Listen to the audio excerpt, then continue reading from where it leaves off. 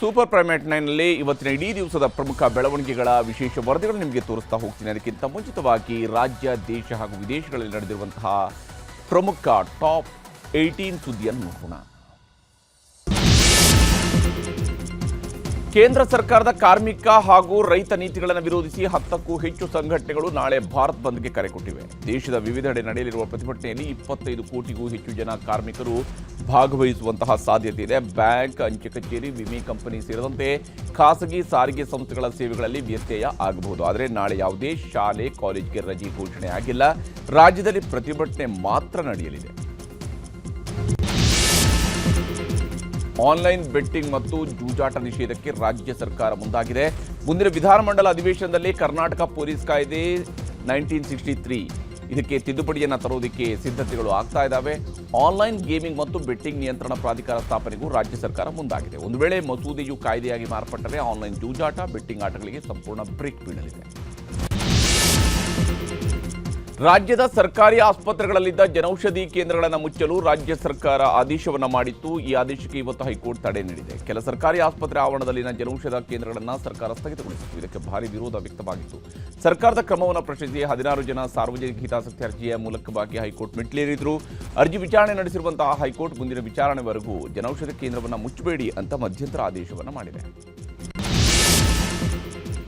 ಚಿತ್ರದುರ್ಗದ ರೇಣುಕಾಸ್ವಾಮಿ ಕೊಲೆ ಪ್ರಕರಣದಲ್ಲಿ A2 ಆರೋಪಿ ನಟ ದರ್ಶನ್ಗೆ ವಿದೇಶಕ್ಕೆ ತೆರಳುವುದಕ್ಕೆ ಸೆಷನ್ಸ್ ಕೋರ್ಟ್ ಅನುಮತಿ ನೀಡಿದೆ. ಡೆವಿಲ್ ಸಿನಿಮಾ ಶೂಟಿಂಗ್ಗಾಗಿ ಜುಲೈ 11ರಿಂದ 30ರವರೆಗೆ ಥಾಯ್ಲೆಂಡ್ಗೆ ತೆರಳುವುದಕ್ಕೆ ಅವಕಾಶ ನೀಡಲಾಗಿದೆ. ಈ ಹಿಂದೆ ಡೆವಿಲ್ ಸಿನಿಮಾ ಶೂಟಿಂಗ್ಗಾಗಿ ಯುರೋಪ್ ಹಾಗೂ ದುಬೈಗೆ ತೆರಳುವುದಕ್ಕೆ ಜುಲೈ 1ರಿಂದ 25ರವರೆಗೆ ಕೋರ್ಟ್ ಅನುಮತಿಯನ್ನು ನೀಡಿತು. ಆದರೆ ದಿನಾಂಕ ಹಾಗೂ ದೇಶ ಬದಲಾವಣೆಯ ವಿಚಾರವನ್ನು ಕೋರಿ ದರ್ಶನ್ ಅರ್ಜಿಯನ್ನು ಸಲ್ಲಿಸಿದ್ದರು.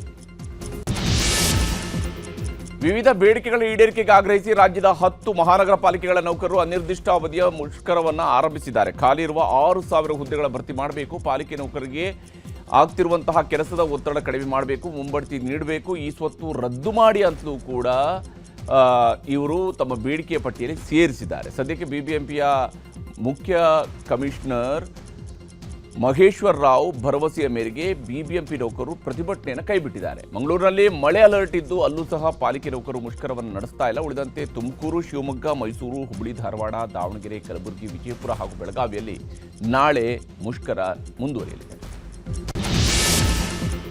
ಮುಂದಿನ ವರ್ಷ ಭಾರತದಲ್ಲಿ ಅಧ್ಯಕ್ಷತೆಯಲ್ಲಿ ಬ್ರಿಕ್ಸ್ ಶೃಂಗಸಭೆ ನಡೆಯಲಿದೆ. ಮಾನವೀಯತೆಗೆ ಮೊದಲ ಆದ್ಯತೆ ಅನ್ನುವ ಹೆಸರಿನಲ್ಲಿ ಭಾರತ ಬ್ರಿಕ್ಸ್ ಶೃಂಗಸಭೆ ಆಯೋಜಿಸುತ್ತೆ ಅಂತ ಪ್ರಧಾನಮಂತ್ರಿ ನರೇಂದ್ರ ಮೋದಿ ಹೇಳಿದ್ದಾರೆ. ಇನ್ನು ಬ್ರಿಕ್ಸ್ ಶೃಂಗಸಭೆಯಲ್ಲಿ ಆಹಾರ, ಇಂಧನ, ರಸಗೊಬ್ಬರ ಮತ್ತು ಆರ್ಥಿಕ ಬಿಕ್ಕಟ್ಟುಗಳ ಬಗ್ಗೆ ಚರ್ಚೆ ನಡೆಸಿದ್ದು ಸಂಕಷ್ಟದಲ್ಲಿರುವ ದೇಶಗಳ ಜೊತೆ ನಿಲ್ಲಲು ನಿರ್ಧಾರ ಕೈಗೊಳ್ಳಲಾಯಿತು. ಮುಂಬರುವ ವಿಧಾನಸಭಾ ಚುನಾವಣೆಗೂ ಮುಂಚಿತವಾಗಿ ಸಿಎಂ ನಿತೀಶ್ ಕುಮಾರ್ ನೇತೃತ್ವದ ಬಿಹಾರ ಸರ್ಕಾರ ಬಹುದೊಡ್ಡ ಘೋಷಣೆಯನ್ನ ಮಾಡಿದೆ. ರಾಜ್ಯದ ಸ್ಥಳೀಯ ಮಹಿಳೆಯರಿಗೆ ಎಲ್ಲ ಸರ್ಕಾರಿ ಉದ್ಯೋಗಗಳಲ್ಲಿ 35% ಮೀಸಲಾತಿಯನ್ನು ನೀಡುವಂತಹ ಘೋಷಣೆಯನ್ನ ಮಾಡಿದ್ದಾರೆ. ಸಚಿವ ಸಂಪುಟ ಸಭೆಯ ನಂತರ ಈ ಮಹತ್ವದ ನಿರ್ಧಾರ ತೆಗೆದುಕೊಳ್ಳಲಾಗಿದೆ. ಇದರ ಜೊತೆಗೆ ಯುವಕರಿಗಾಗಿ ಯುವ ಆಯೋಗದ ರಚನೆಯನ್ನು ಘೋಷಿಸಲಾಗಿದೆ. ರಾಜ್ಯದಲ್ಲಿ ಅನ್ನಭಾಗ್ಯ ಅಕ್ಕಿಯನ್ನು ಸಾಗಣೆ ಮಾಡುತ್ತಿದ್ದ ಲಾರಿ ಮಾಲೀಕರು ಬಾಕಿ ಹಣ ಬಿಡುಗಡೆಗೆ ಒತ್ತಾಯಿಸಿ ನಿನ್ನೆಯಿಂದ ಪ್ರತಿಭಟನೆಯನ್ನು ನಡೆಸ್ತಾ ಇದ್ರು. ಲಾರಿ ಮಾಲೀಕರ ಹೋರಾಟಕ್ಕೆ ಮಾಡಿದ ರಾಜ್ಯ ಸರ್ಕಾರ 244 ಕೋಟಿ ರೂಪಾಯಿಗಳನ್ನು ಬಿಡುಗಡೆ ಮಾಡಿದೆ. ಹಣ ಬಿಡುಗಡೆ ಆಗ್ತಾ ಇದ್ದಂತೆ ಲಾರಿ ಮುಷ್ಕರವನ್ನು ವಾಪಸ್ ಪಡೆದಿದ್ದಾರೆ. ಹಣ ಬಿಡುಗಡೆ ಮಾಡಿದ್ದ ಸರ್ಕಾರಕ್ಕೆ ಲಾರಿ ಮಾಲೀಕರ ಸಂಘದ ಅಧ್ಯಕ್ಷ ಷಣ್ಮುಗಪ್ಪ ಧನ್ಯವಾದ ಹೇಳಿದ್ದಾರೆ. ರಾಜ್ ಠಾಕ್ರೆ ನೇತೃತ್ವದ ಮಹಾರಾಷ್ಟ್ರ ನವನಿರ್ಮಾಣ ಸೇನೆ ಥಾಣೆಯಲ್ಲಿ ಭಾರೀ ಪ್ರತಿಭಟನೆ ನಡೆಸಿದೆ. ಎಂಎನ್ಎಸ್ ಕಾರ್ಯಕರ್ತರು ಮರಾಠಿ ಭಾಷೆ ಮಾತನಾಡದ ಹೋಟೆಲ್ ಮಾಲೀಕರನ್ನು ಥಳಿಸಿದರು. ಇದನ್ನು ವಿರೋಧಿಸಿ ಮರಾಠಿಯೇತರ ವರ್ತಕರು ಪ್ರತಿಭಟನೆಯನ್ನು ನಡೆಸಿದರು. ಮತ್ತು ಮರಾಠಿಯೇತರ ವರ್ತಕರ ವಿರುದ್ಧ ನವನಿರ್ಮಾಣ ಸೇನೆ ಪ್ರತಿಭಟನೆಯನ್ನು ನಡೆಸಿದರು. ಪೊಲೀಸರು ಪ್ರತಿಭಟನೆ ತೀವ್ರಗೊಳ್ಳುವ ಮೊದಲೇ ಎಂಎನ್ಎಸ್ ಪ್ರಮುಖರನ್ನು ವಶಕ್ಕೆ ಪಡೆದುಕೊಂಡರು. ಐಶ್ವರ್ಯ ಗೌಡ ವಂಚನೆ ಪ್ರಕರಣದಲ್ಲಿ ಮಾಜಿ ಸಂಸದ ಡಿಕೆ ಸುರೇಶ್ ಇವತ್ತು ಕೂಡ ಇಡಿ ವಿಚಾರಣೆಗೆ ಹಾಜರಾಗಿದ್ದರು. ಬೆಂಗಳೂರಿನ ಶಾಂತಿನಗರದ ಇಡಿ ಕಚೇರಿಯಲ್ಲಿ ವಿಚಾರಣೆ ಎದುರಿಸಿದ್ರು. ವಿಚಾರಣೆ ಬಳಿಕ ಮಾತನಾಡಿರುವ ಡಿಕೆ ಸುರೇಶ್, ನನಗೂ ಐಶ್ವರ್ಯ ಗೌಡಗೂ ಯಾವುದೇ ಸಂಬಂಧ ಇಲ್ಲ. ಆದರೂ ಈ ಕೇಸ್ಗೆ ನನ್ನನ್ನು ಯಾಕೆ ಲಿಂಕ್ ಮಾಡಿದ್ದಾರೆ ಅನ್ನೋದು ಗೊತ್ತಿಲ್ಲ. ವಿಚಾರಣೆಗೆ ಸಂಪೂರ್ಣ ಸಹಕಾರ ನೀಡಿದ್ದೇನೆ. ಕಳೆದ ದಾಖಲೆಗಳನ್ನು ಒದಗಿಸಿದ್ದೇನೆ. ಅವರು ಏನೇನು ಕೇಳಿದ್ರು ಅವೆಲ್ಲವನ್ನು ಕೂಡ ಕೊಟ್ಟು ಬಂದಿದ್ದೀನಿ ಅಂತೇಳಿ ಡಿಕೆ ಸುರೇಶ್ ಹೇಳಿದ್ದಾರೆ. ಬಿಹಾರದಲ್ಲಿ ಬಿಜೆಪಿ ನಾಯಕ ಉದ್ಯಮಿ ಗೋಪಾಲ್ ಖೇಮ್ಖಾನ್ ಅನ್ನ ಕೊಂದಿದ್ದ ಆರೋಪಿಯನ್ನು ಪೊಲೀಸರು ಎನ್ಕೌಂಟರ್ ಮಾಡಿದ್ದಾರೆ. ಪಾಟ್ನಾದ ಮಾಲ್ ಸಲಾಮಿ ಪ್ರದೇಶದಲ್ಲಿ ಆರೋಪಿ ವಿಕಾಸ್ ಕುಮಾರ್ನನ್ನು ಎನ್ಕೌಂಟರ್ ಮಾಡಲಾಗಿದೆ. ಬಂಧನದ ವೇಳೆ ಆರೋಪಿ ವಿಕಾಸ್ ಕುಮಾರ್ ಪೊಲೀಸರ ಮೇಲೆ ಗುಂಡು ಹಾರಿಸುವುದಕ್ಕೆ ಮುಂದಾಗಿದ್ದ. ಅದಕ್ಕೆ ಆತ್ಮರಕ್ಷಣೆಗಾಗಿ ಗುಂಡು ಹಾರಿಸಿದಾಗ ಮೃತಪಟ್ಟಿದ್ದಾನೆ ಅಂತ ಪೊಲೀಸರು ಹೇಳಿಕೆ ನೀಡಿದ್ದಾರೆ. ರಾಷ್ಟ್ರಪತಿ ದ್ರೌಪದಿ ಮುರ್ಮು ಮತ್ತು ರಾಮನಾಥ್ ಕೋವಿಂದ್ ಬಗ್ಗೆ ಆಕ್ಷೇಪಾರ್ಹ ಪದ ಬಳಸಿದ್ದಕ್ಕೆ ಎಐಸಿಸಿ ಅಧ್ಯಕ್ಷ ಖರ್ಗೆ ಕ್ಷಮೆ ಕೇಳಬೇಕೆಂದು ಬಿಜೆಪಿ ಒತ್ತಾಯಿಸಿದೆ. ನಿನ್ನೆ ಛತ್ತೀಸ್ಗಢದ ರಾಯ್ಪುರದ ರ್ಯಾಲಿಯಲ್ಲಿ ಮಾತನಾಡಿದ ಖರ್ಗೆ ರಾಮನಾಥ್ ಕೋವಿಂದ್ ಅವರ ಹೆಸರನ್ನ ಕೋವಿಡ್ ಎಂದು ಮತ್ತು ದ್ರೌಪದಿ ಮುರ್ಮು ಅವರ ಹೆಸರನ್ನ ಮುರ್ಮಾ ಎಂದು ಹೇಳಿದರು. ಈ ಮೂಲಕ ಅವರನ್ನು ಅಪಮಾನ ಮಾಡಿದ್ದಾರೆ ಎಂದು ಬಿಜೆಪಿ ಆಕ್ರೋಶ ವ್ಯಕ್ತಪಡಿಸಿದೆ. ಆರ್ಸಿಬಿ ಆಟಗಾರ ಹಾಗೂ ಟೀಂ ಇಂಡಿಯಾದ ವೇಗಿ ಯಶ್ ದಯಾಳ್ ವಿರುದ್ಧ ಲೈಂಗಿಕ ಕಿರುಕುಳ ಆರೋಪದ ಮೇಲೆ ಎಫ್ಐಆರ್ ದಾಖಲಾಗಿದೆ. ಯುವತಿಯೊಬ್ಬಳು ಲೈಂಗಿಕ ದೌರ್ಜನ್ಯ ಆರೋಪ ಮಾಡಿ ಗಾಜಿಯಾಬಾದ್ನ ಇಂದಿರಾಪುರಂ ಠಾಣೆಗೆ ದೂರು ನೀಡಿದ್ರು. ಯಶ್ ದಯಾಳ್ ಹಾಗೂ ನಾನು 5 ವರ್ಷಗಳಿಂದ ಪ್ರೀತಿ ಮಾಡ್ತಾ ಇದ್ವಿ. ಈ ವೇಳೆ ದಯಾಳ್ ನನ್ನನ್ನು ಲೈಂಗಿಕವಾಗಿ ಬಳಸಿಕೊಂಡು ಈಗ ಮೋಸ ಮಾಡಿದ್ದಾರೆ. ಇದನ್ನು ಪ್ರಶ್ನೆ ಮಾಡಿದ್ದಕ್ಕೆ ನನ್ನ ಮೇಲೆ ಹಲ್ಲೆ ಮಾಡಿದ್ದಾರೆ ಅಂತ ದೂರಿನಲ್ಲಿ ಉಲ್ಲೇಖಿಸಿದ್ದಾರೆ.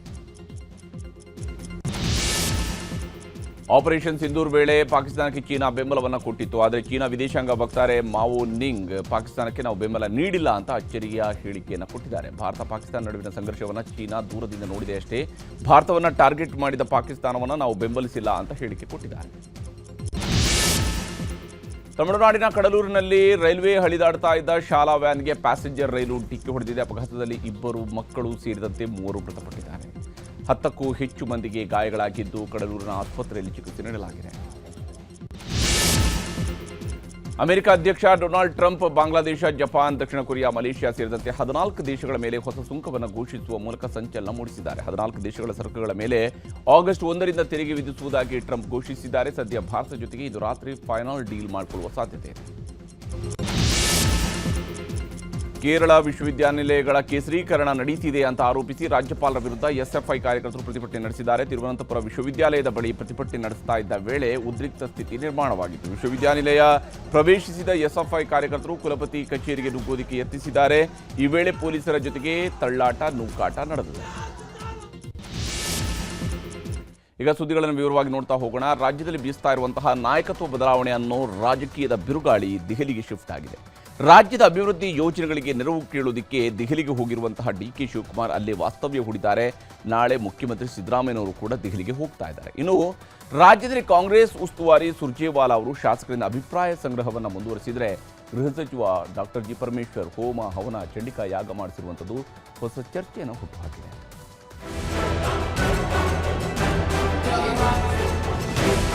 Whatever we had to say on that issue, we have already spoken. Shivakumar ಅವರು ಮುಖ್ಯಮಂತ್ರಿ ಆಗೋದಕ್ಕೆ ನಾನು ಬೆಂಬಲ ಇದೆ. ಅದೆಲ್ಲ ಆಮೇಲೆ ಮಾತಾಡೋಣ. ಈಗ ಸದ್ಯಕ್ಕೆ ರಾಜ್ಯದ ಹಿತ ನನಗೆ ಯಾರು ಶತ್ರುಗಳಿಲ್ಲ. ಮಠಾಧೀಶರು ಎಲ್ಲರೂ ಕೂಡ ಇದನ್ನೊಂದು ಅಭಿಲಾಷೆಯನ್ನ ಪಡ್ತಾ ಇದ್ದಾರೆ. ಒಳ್ಳೇದಾಗ್ತದೆ ಅಂತ ಅನ್ಕೊಂಡಿದ್ದೀನಿ, ನಂಬಿಕೆ ಇಟ್ಕೊಂಡಿದ್ದೀನಿ. ಏನೂ ಇಲ್ಲ ಅಂತಾನೆ ಎಲ್ಲವೂ ಕಾಂಗ್ರೆಸ್ ಕಚೇರಿಯಲ್ಲಿ ನಡೆಯುತ್ತಿದೆ.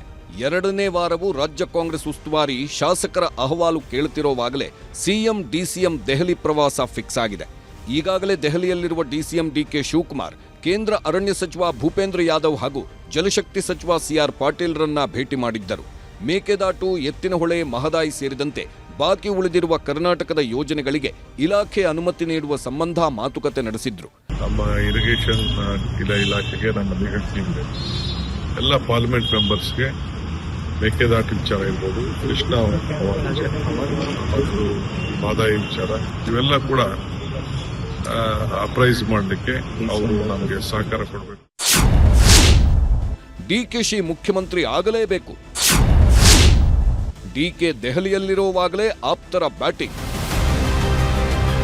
ಅತ್ತ ಕಡೆ ದೆಹಲಿಯಲ್ಲಿ ಡಿಕೆ ಇಲಾಖೆಗಳ ಕೆಲಸ ಮಾಡುತ್ತಿದ್ದಾರೆ. ಹೈಕಮಾಂಡ್ ನಾಯಕರನ್ನು ಭೇಟಿ ಮಾಡುವ ತಯಾರಿಯಲ್ಲಿದ್ದಾರೆ. ಹೀಗಿರುವಾಗಲೇ ಡಿಕೆಶಿ ಜಿಲ್ಲೆಯ 2 ಶಾಸಕರು ಡಿಕೆ ಪರ ಬ್ಯಾಟ್ ಮಾಡುತ್ತಿದ್ದಾರೆ.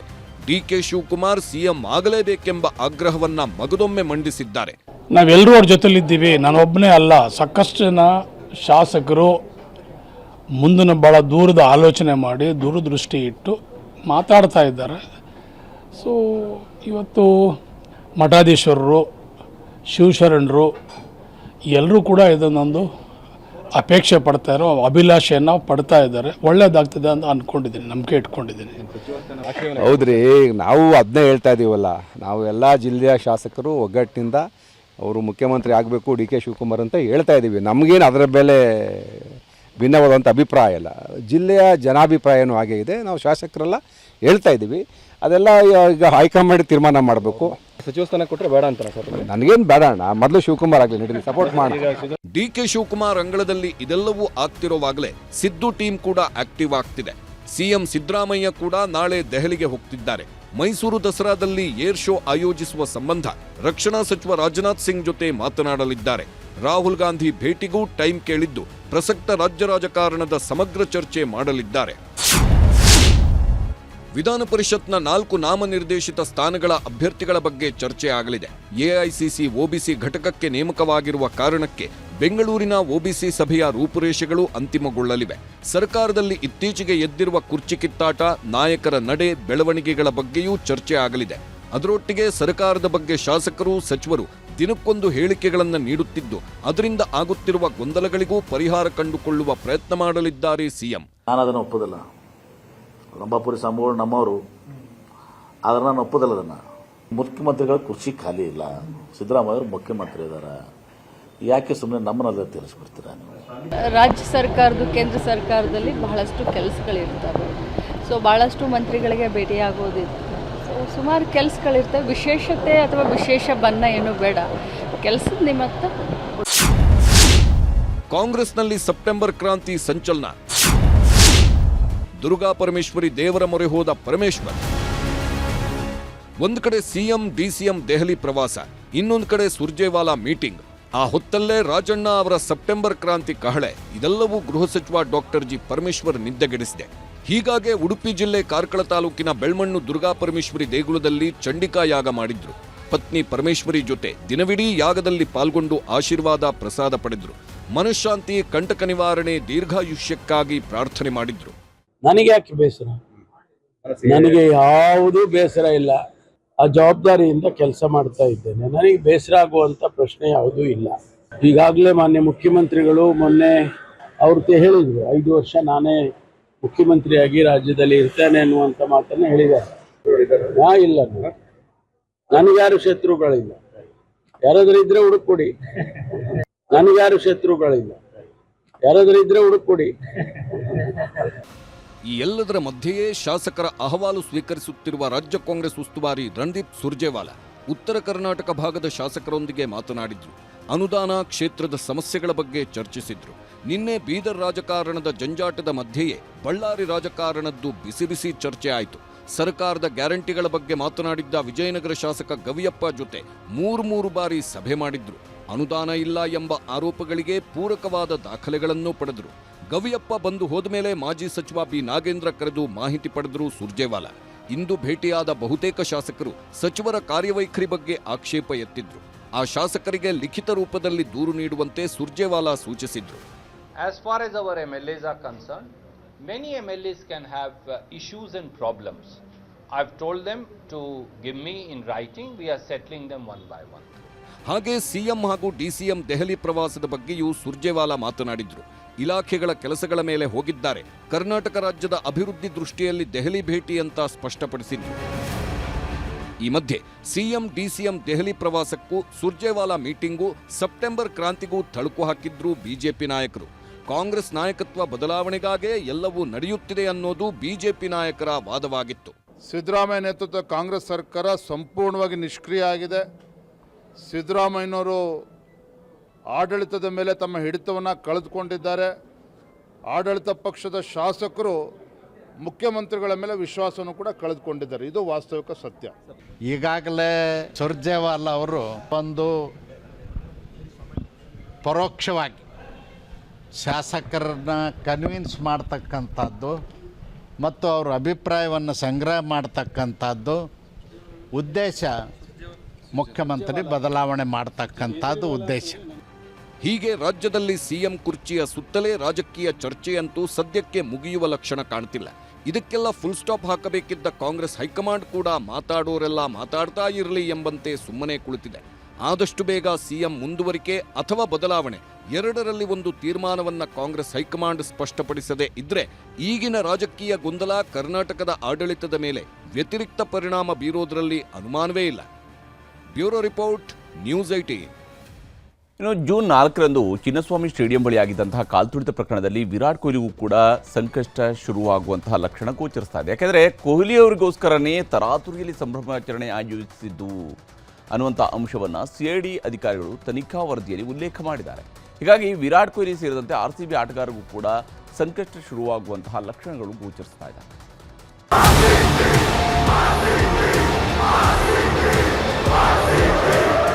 ಹದಿನೇಳು ವರ್ಷಗಳ IPL ಸೀಸನ್ನಲ್ಲಿ ಈ ಸಲ ಕಪ್ ನಮ್ದೇ ಅಂತ ಅಭಿಮಾನಿಗಳು ಹಾತೊರೆಯುತ್ತಿದ್ದರು. ಆ ಆತುರ ಕಾತುರ ಕನಸು 18ನೇ ಸೀಸನ್ನಲ್ಲಿ ನನಸಾಯಿತು. ಜೂನ್ 3ರಂದು ವಿರಾಟ್ ಕೊಹ್ಲಿ ಪಡೆ ಕಪ್ ಎತ್ತಿ ಹಿಡಿದಾಗ ಸಂಭ್ರಮಿಸಿದ್ದು ಕೋಟ್ಯಾಂತರ ಜನ. ಆ ಸಂಭ್ರಮವನ್ನ ಅಭಿಮಾನಿಗಳ ಜೊತೆ ಆಚರಿಸೋಕಂತಾನೆ ವಿರಾಟ್ ಕೊಹ್ಲಿ ಪಾಟಿದಾರ್ ತಂಡ ಜೂನ್ 4ರಂದು ಬೆಂಗಳೂರಿಗೆ ಬಂದಿತ್ತು. RCB ಆಟಗಾರರನ್ನ, ಅದರಲ್ಲೂ ವಿರಾಟ್ ಕೊಹ್ಲಿಯನ್ನ ಕಣ್ತುಂಬಿಕೊಳ್ಳುವುದಕ್ಕೆ RCB ಅಭಿಮಾನಿಗಳ ದಂಡು ಸಾಗರದಂತೆ ಸೇರಿತ್ತು. ವಿಧಾನಸೌಧದ ಎದುರು ಕಾರ್ಯಕ್ರಮ ನಡೆಯುತ್ತಿದ್ರೆ ಇನ್ನೊಂದು ಕಡೆ ಚಿನ್ನಸ್ವಾಮಿ ಸ್ಟೇಡಿಯಂ ಬಳಿ ನೂಕುನುಗ್ಗಲು ಹೆಚ್ಚಾಗಿ ಭೀಕರ ಕಾಲ್ತುಳಿತ ನಡೆದೋಯ್ತು. ಆ ಕಾಲ್ತುಳಿತದಲ್ಲಿ 11 RCB ಅಭಿಮಾನಿಗಳ ಪ್ರಾಣವೇ ಹಾರಿಹೋಯಿತು.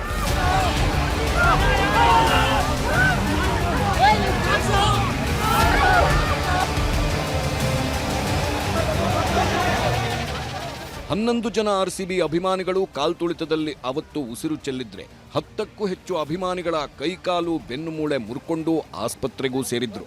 ಆಮೇಲೆ ಹೈಕೋರ್ಟ್ ಸುಮೋಟೋ ಕೇಸ್ ದಾಖಲಿಸಿಕೊಂಡು ವಿಚಾರಣೆ ಶುರು ಮಾಡಿದ್ರೆ ಇನ್ನೊಂದು ಕಡೆ ಸರ್ಕಾರ ಪ್ರಕರಣವನ್ನ CIDಗೆ ಕೊಟ್ಟಿತ್ತು. ಜೊತೆಗೆ ನಿವೃತ್ತ ನ್ಯಾಯಾಧೀಶರ ಸಮಿತಿಯನ್ನು ರಚಿಸಿ ತನಿಖೆಗೆ ಆದೇಶಿಸಿತ್ತು. ಇದರಲ್ಲಿ CID ಅಧಿಕಾರಿಗಳ ತಂಡ ಕಾಲ್ತುಳಿತ ಪ್ರಕರಣದ ತನಿಖೆ ನಡೆಸಿ ವರದಿ ರೆಡಿ ಮಾಡಿದ್ದು ವಿರಾಟ್ ಕೊಹ್ಲಿಗೋಸ್ಕರ ತರಾತುರಿಯಲ್ಲಿ ಕಾರ್ಯಕ್ರಮ ಆಯೋಜಿಸಿದ್ದೇ 11 ಜನರ ಸಾವಿಗೆ ಕಾರಣ ಅಂತ ಉಲ್ಲೇಖವಾಗಿದೆ. RCB ತಂಡ ಕಪ್ ಗೆದ್ದ ಮರುದಿನವೇ ಲಂಡನ್ಗೆ ವಿರಾಟ್ ಕೊಹ್ಲಿ ಹೊರಡಲು ಸಜ್ಜಾಗಿದ್ರಂತೆ. ಕೊಹ್ಲಿ ಲಂಡನ್ಗೆ ಹೋದ್ರೆ ಮತ್ತೆ ಸಂಭ್ರಮಾಚರಣೆ ಕಾರ್ಯಕ್ರಮಕ್ಕೆ ಬರಲ್ಲ, ತಡ ಮಾಡಿದ್ರೆ ವಿರಾಟ್ ಕೊಹ್ಲಿ ಬೆಂಗಳೂರಿಗೆ ಬರಲ್ಲ ಅಂತ KSCAಗೆ ಒತ್ತಡ ಹಾಕಿ ಸಂಭ್ರಮಾಚರಣೆ ಕಾರ್ಯಕ್ರಮ ಆಯೋಜನೆ ಮಾಡಿದ್ರಂತೆ. ಕೊಹ್ಲಿ ಲಂಡನ್ಗೆ ಹೋಗಬೇಕಿದ್ದ ಕಾರಣಕ್ಕೆ ತರಾತುರಿಯಲ್ಲಿ ಕಾರ್ಯಕ್ರಮ ಆಯೋಜಿಸಲು ಕೊಹ್ಲಿ ಆಪ್ತ ಹಾಗೂ RCB marketing manager Nikhil Sosale RCB CEO Rajesh Menon ಒತ್ತಡನೂ ಹಾಕಿದ್ರಂತೆ. ಅದರಲ್ಲೂ ಕೊಹ್ಲಿ ಆಪ್ತ ಸೋಸಲೆ ಒತ್ತಡದಿಂದಲೇ ದಿಢೀರ್ ಕಾರ್ಯಕ್ರಮ ನಿಗದಿಯಾಗಿತ್ತು ಅನ್ನೋದು CIDಯ ಪ್ರಾಥಮಿಕ ವರದಿಯಲ್ಲಿ ಉಲ್ಲೇಖವಾಗಿದೆಯಂತೆ.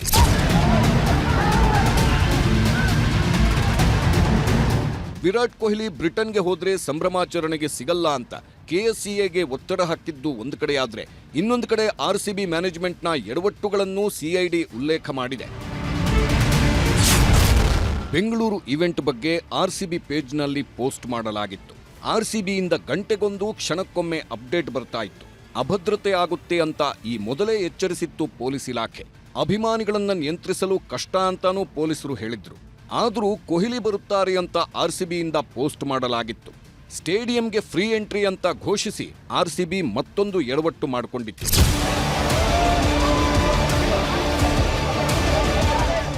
ಪೊಲೀಸ್ ಇಲಾಖೆಯವರು ಭದ್ರತಾ ಸಮಸ್ಯೆ ಆಗುತ್ತೆ ಅಂದಿದ್ರೂ ಕಾರ್ಯಕ್ರಮ ಆಯೋಜನೆಗೆ RCB ಒತ್ತಡ ಹಾಕಿದ್ದನ್ನು CID ಉಲ್ಲೇಖಿಸಿದೆ. ಕಾಲ್ತುಳಿತ ಸಮಯದಲ್ಲಿ ಏನೇನಾಯಿತು ಅಂತ ಒಟ್ಟು 1,000ಕ್ಕೂ ಹೆಚ್ಚು ವಿಡಿಯೋಗಳನ್ನು ಸಂಗ್ರಹಿಸಿ CID ತನಿಖೆ ಮಾಡಿದೆ. ಅಭಿಮಾನಿಗಳ ಫೋನ್ನಲ್ಲಿ ರೆಕಾರ್ಡ್ ಆಗಿದ್ದ ವಿಡಿಯೋಗಳು, ಮಾಧ್ಯಮಗಳ ಕ್ಯಾಮೆರಾಗಳಲ್ಲಿ ಸೆರೆಯಾಗಿದ್ದ ದೃಶ್ಯಗಳು, ಚಿನ್ನಸ್ವಾಮಿ ಸ್ಟೇಡಿಯಂನಲ್ಲಿರುವ CCTV ದೃಶ್ಯಾವಳಿಗಳು, ಪೊಲೀಸ್ ಇಲಾಖೆ ಮಾಡಿದ್ದ ವಿಡಿಯೋಗಳನ್ನೆಲ್ಲ ಪರಿಶೀಲಿಸಿದೆ CID.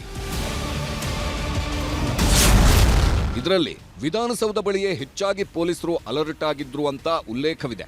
KSRP ಸಿಬ್ಬಂದಿಗೂ ಸರಿಯಾದ ಸೂಚನೆ ಇರಲಿಲ್ಲ.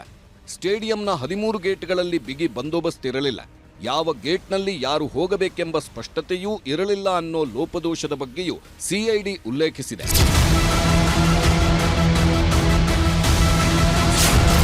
ವಿರಾಟ್ ಕೊಹ್ಲಿಗೂ ತಟ್ಟುತ್ತಾ ವಿಚಾರಣೆ ಬಿಸಿ.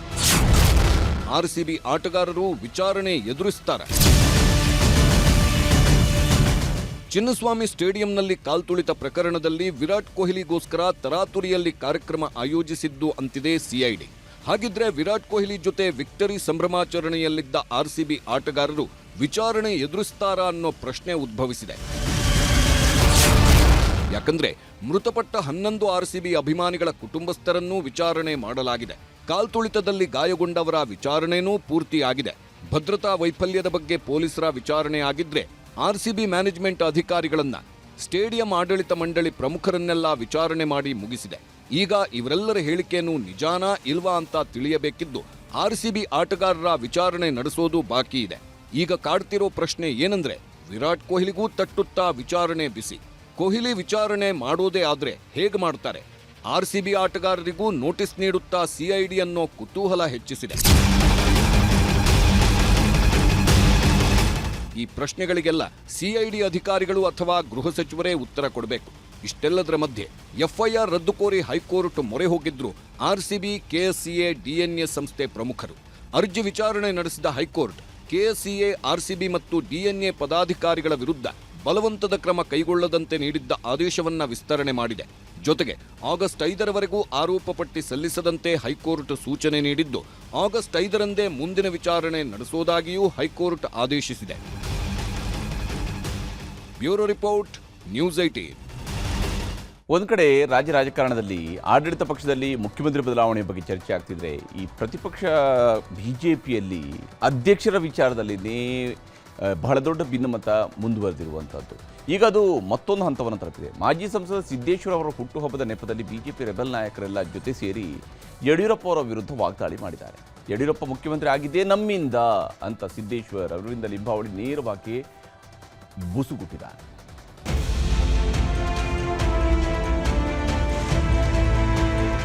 ಕರ್ನಾಟಕ ಬಿಜೆಪಿಯಲ್ಲಿ ಮತ್ತೆ ಭಿನ್ನಮತದ ಬೇಗುದಿ ತಾಂಡವವಾಡ್ತಿದೆ.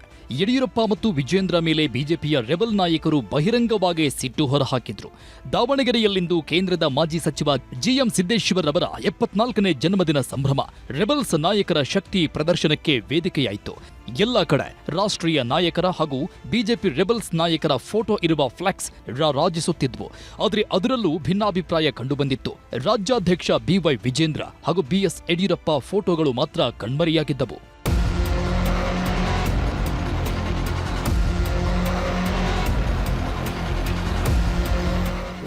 ಬ್ಯಾನರ್ಗಳಲ್ಲಿ ಮಾಯವಾಗಿದ್ದ ಯಡಿಯೂರಪ್ಪ ಮತ್ತು ವಿಜೇಂದ್ರ ಹೆಸರು ರೆಬಲ್ ನಾಯಕರ ವೇದಿಕೆಯಲ್ಲಿ ಚರ್ಚೆಗೆ ಬಂತು.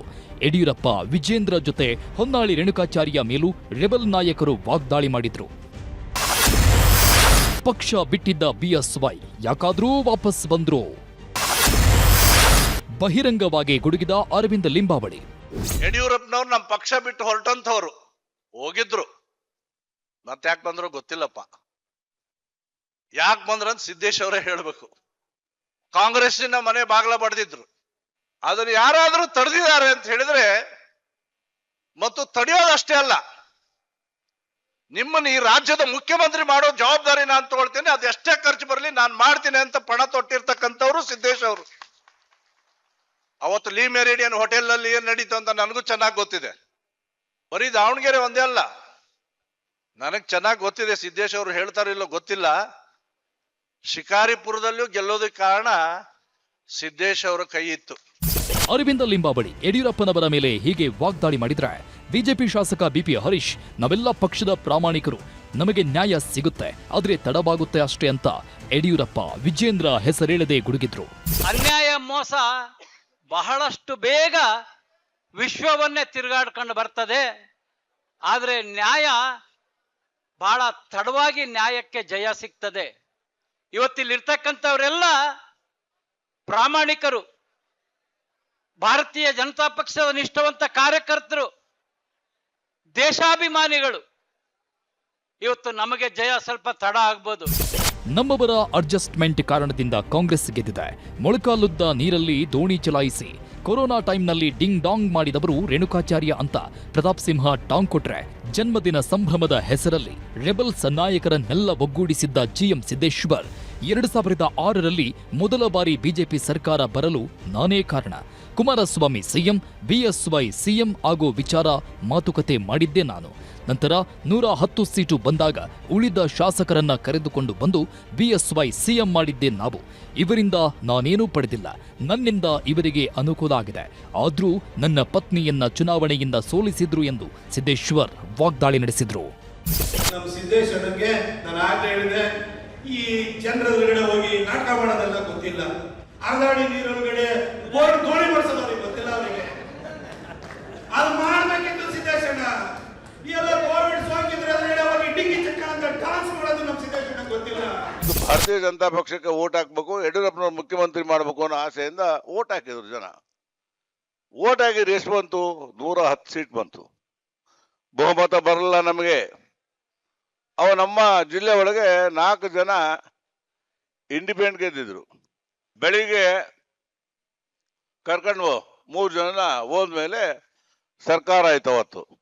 ಅವತ್ತು ಯಡಿಯೂರಪ್ಪನ ಮುಖ್ಯಮಂತ್ರಿ ಮಾಡೋಕ್ಕೂ ಕೂಡ ನಂದು ಒಂದು ಕೊಡುಗೆ ಇದೆ. ರಾಜ್ಯಾಧ್ಯಕ್ಷ ವಿಜೇಂದ್ರ ಹೆಸರು ಪ್ರಸ್ತಾಪಿಸಿದ್ರೆ ಪಕ್ಷದಿಂದ ಸಮಸ್ಯೆ ಆಗತ್ತೆ ಅಂತ ಗೊತ್ತಿತ್ತು ಅನ್ಸುತ್ತೆ. ಅದಕ್ಕೆ ರೆಬಲ್ಸ್ ನಾಯಕರು ಚಾಣಾಕ್ಷತನದಿಂದ ಯಡಿಯೂರಪ್ಪ ಮತ್ತು ರೇಣುಕಾಚಾರ್ಯ ಬಗ್ಗೆ ಮಾತ್ರ ಸಿಟ್ಟನ್ನ ಹೊರಹಾಕಿದ್ರು. ರೆಬಲ್ಸ್ ನಾಯಕರ ಮಾತಿಗೆ ಈಗ ವಿಜೇಂದ್ರ ಯಾವ ಪ್ರತಿಕ್ರಿಯೆಯನ್ನು ಕೊಟ್ಟಿಲ್ಲ. ಆದರೆ ಯಡಿಯೂರಪ್ಪನವರು ಮಾತ್ರ ಸಾಮಾಜಿಕ ಜಾಲತಾಣ ಎಕ್ಸ್ ಖಾತೆಯಲ್ಲಿ ಸಿದ್ದೇಶ್ವರ್ಗೆ ಜನ್ಮದಿನದ ಶುಭಾಶಯ ಕೋರಿದ್ರು. ಸಂಜಯ್, ನ್ಯೂಸ್ 18 ದಾವಣಗೆರೆ. ಇನ್ನು ಉತ್ತರ ಭಾರತದಲ್ಲಿ ಬಿಟ್ಟು ಬಿಡದೆ ರಣಮಳೆ ಅಬ್ಬರಿಸ್ತಾ ಇದೆ. ಹಿಮಾಚಲ ಪ್ರದೇಶದಲ್ಲಿ ಮೇಘಸ್ಫೋಟವಾಗಿ ಊರೇ ಸರ್ವನಾಶ ಆಗೋಗಿದೆ. ಪ್ರವಾಹ ಸ್ಥಳಕ್ಕೆ ಬಂದಂತಹ ಸಂಸದೆ ಕಂಗನಾ ರಣಾವತ್ ಸಂತ್ರಸ್ತರ ಸಿಟ್ಟಿಗೆ ಸಿಲುಕಿ ಟ್ರೋಲ್ ಆಗಿದ್ದಾರೆ. ಅತ್ತ ಅಮೆರಿಕದ ಟೆಕ್ಸಾಸ್ನಲ್ಲಿ ಪ್ರವಾಹದಿಂದಾಗಿ 100ಕ್ಕೂ ಹೆಚ್ಚು ಜನ ಮೃತಪಟ್ಟಿದ್ರೆ ಹಲವರು ನಾಪತ್ತೆಯಾಗಿದ್ದಾರೆ.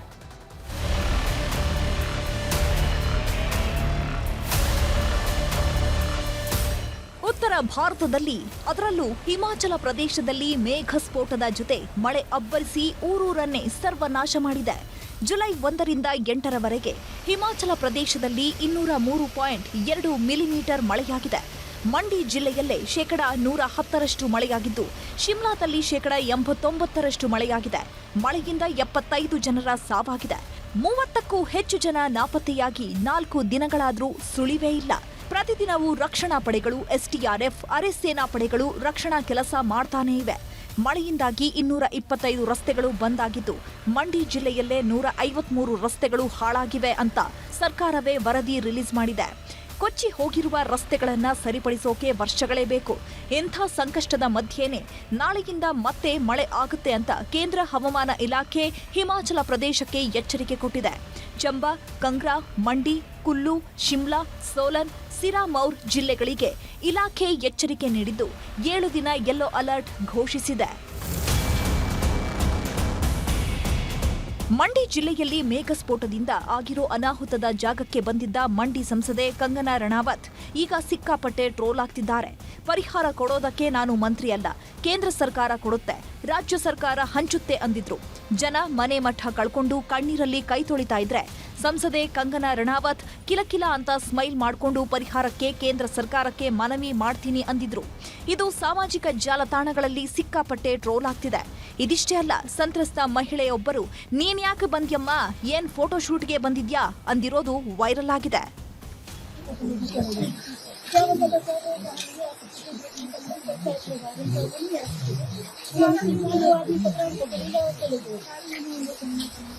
ಇದಿಷ್ಟು ಹಿಮಾಚಲ ಪ್ರದೇಶದ ಕಥೆಯಾದ್ರೆ, ನಿನ್ನೆಯಿಂದ ರಜೌರಿಯಲ್ಲಿ ಬಿಟ್ಟು ಬಿಡದೆ ಮಳೆ ಅಬ್ಬರಿಸ್ತಾ ಇದೆ.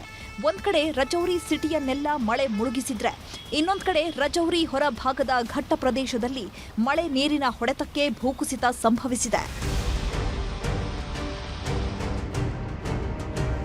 ಪಶ್ಚಿಮ ಬಂಗಾಳದಲ್ಲೂ ಮಳೆ ಅಬ್ಬರಿಸುತ್ತಿದೆ. ಇನ್ನು 3 ದಿನ ಮಳೆ ಎಚ್ಚರಿಕೆ ನೀಡಲಾಗಿದೆ. ಇದರ ಮಧ್ಯೆನೇ ಮಹಾಮಳೆಗೆ ಜೋಧ್ಪುರ್ ಗಾರ್ಡನ್ ಮುಳುಗಿದ್ದು ರಸ್ತೆಗಳೆಲ್ಲ ಜಲಾವೃತವಾಗಿದೆ. ಅಮೆರಿಕದ ಟೆಕ್ಸಾಸ್ ರಾಜ್ಯದಲ್ಲಿ ಜುಲೈ 4ರಂದು ಸೃಷ್ಟಿಯಾದ ಪ್ರವಾಹ ಕ್ಷಣಾರ್ಧದಲ್ಲಿ ಎಲ್ಲವನ್ನ ಧ್ವಂಸ ಮಾಡಿಬಿಡ್ತು. ಮನೆಗಳನ್ನ ಕೊಚ್ಕೊಂಡು ಹೋಯಿತು. ವಾಹನಗಳೆಲ್ಲ ಚಲ್ಲಾಪಿಲ್ಲಿಯಾಗಿ ಮುಳುಗಿ ಹೋದ್ವು. ಐಷಾರಾಮಿ ಮನೆಗಳೆಲ್ಲ ಕೆಸರಲ್ಲಿ ಮುಚ್ಚಿ ಹೋದ್ವು. 150ಕ್ಕೂ ಹೆಚ್ಚು ಜನ ನಾಪತ್ತೆಯಾದ್ರೆ ಇಲ್ಲಿವರೆಗೂ 108 ಜನ ಶವವಾಗಿ ಸಿಕ್ಕಿದ್ದಾರೆ. ಅವಶೇಷಗಳ ಅಡಿ ಸಿಲುಕಿ ಮೃತಪಟ್ಟವರಿಗಾಗಿ ಈಗಲೂ ರಕ್ಷಣಾ ಪಡೆಗಳು ಹುಡುಕಾಡ್ತಿವೆ. ಮನೆ ಮಠ ಕಳ್ಕೊಂಡವರು ಅವಶೇಷಗಳ ಅಡಿ ಅಳಿದುಳಿದ ವಸ್ತುಗಳನ್ನ ಹುಡುಕಿ ಎತ್ಕೊಂಡು ಹೋಗ್ತಿದ್ದಾರೆ.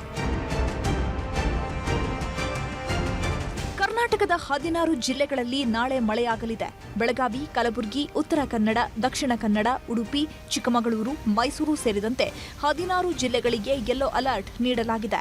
ಬೆಂಗಳೂರು ಸೇರಿದಂತೆ 15 ಜಿಲ್ಲೆಗಳಲ್ಲಿ ಮಳೆ ಸಾಧ್ಯತೆ ಕಡಿಮೆ ಅಂತ ಹವಾಮಾನ ಇಲಾಖೆ ಮಾಹಿತಿ ಕೊಟ್ಟಿದೆ. ಏನೇ ಹೇಳಿ, ಮಳೆ ಬಂದ್ರೂ ಕಷ್ಟ, ಬರದಿದ್ರೂ ಕಷ್ಟ. Bureau report, news 18.